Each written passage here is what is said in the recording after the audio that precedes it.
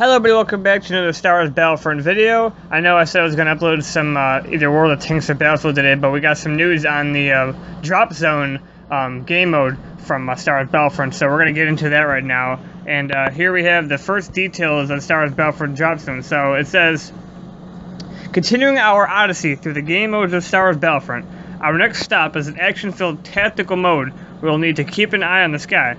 Let's talk about Drop Zone. Similar to King of the Hill style experiences, the objective in Drop Zone centers on drop pods falling through the atmosphere onto the planet's surfaces. So we have these drop pods falling through the atmosphere onto the planet's surfaces, okay? In tight 8 vs 8 matches, so 8v8 confirmed, Rebel and Imperial teams fight to capture control of these pods. This is similar to King of the Hill. For those of you who don't know, King of the Hill is, you have like this control point. You obviously probably up on the hill, it makes sense. And you have enemies trying to get up there, control that point for as long as possible. The longer you hold it, the more points you get. So it sounds like we're going to have these pods dropping down from the sky, and we have to control them. When you locate a drop pod landing site, make your way to it and trigger the short claim process. Your team will win it if it captures 5 pods, or control the majority of the team after a 10-minute matchup. If a pod is constantly changing position with no team able to defend it long enough to claim it, another pod will be sent down to break the stalemate. So these pods will continue to come down if the pods on the ground that are already there haven't been taken. So the team has to capture 5 pods before a 10-minute match is up to win the game, or the team that has the most captured at that point will have it. So it's kind of like Conquest, but with like random flags falling down from the sky, if I may add that in.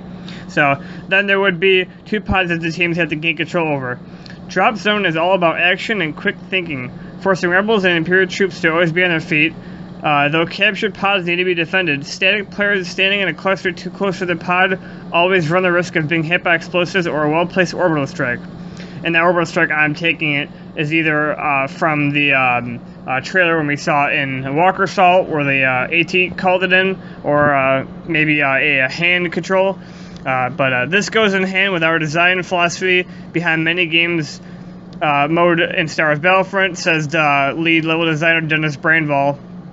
He says, we're promoting the idea of a fast action-paced game where you need to be mobile and think on your feet. Camping doesn't really pay off. Apart from playing the objective and bringing your team to victory, claiming pods comes with another perk. They contain power pickups. So each pod is going to have a random power pickup for us, which is nice.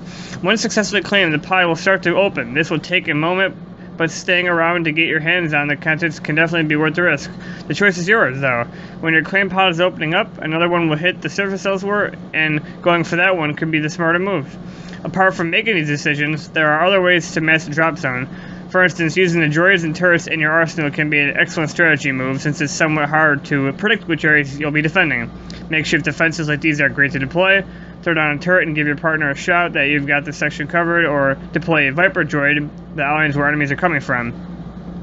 Whether you're playing Drop Zone on Tatooine, Hoth, Sullust, or Endor, a ton of work has been put into map design from a gameplay perspective, fine-tuning key locations in order to make the matches as entertaining and interesting as possible.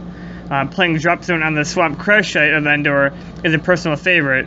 The map has a couple of nice choke points, but is overall very flowing and hectic, as enemies can attack from anywhere on the level, and that was again Dennis Brainvall. The fight takes place around a crashed GR-75 transport ship, with containers from the craft stone across the landscape, and there's one section with a waterfall overlooked by an Ewok village, where you have to jump down into the pool below in order to clean the pod, hoping no one's hiding in the trees above waiting to pick you off. We hope you enjoy exploring all these ins and outs of Drop Zone, and of course all the other game modes when Star Wars Battlefront launches on November 17th. Keep an eye out on the sky. So there it is, guys. Drop Zone is basically conquest falling from the sky with random points landing around. You have to fight to keep control of them, and if points aren't kept controlled, they will disappear and new ones will fall. So it sounds like it's going to be a pretty engaging game mode. I'm definitely looking forward to playing it. But yeah, that's going to be all for today, guys. If you're new to my channel, please subscribe, hit the like button. If you did enjoy the video, please say so in a comment. Favor is greatly appreciated.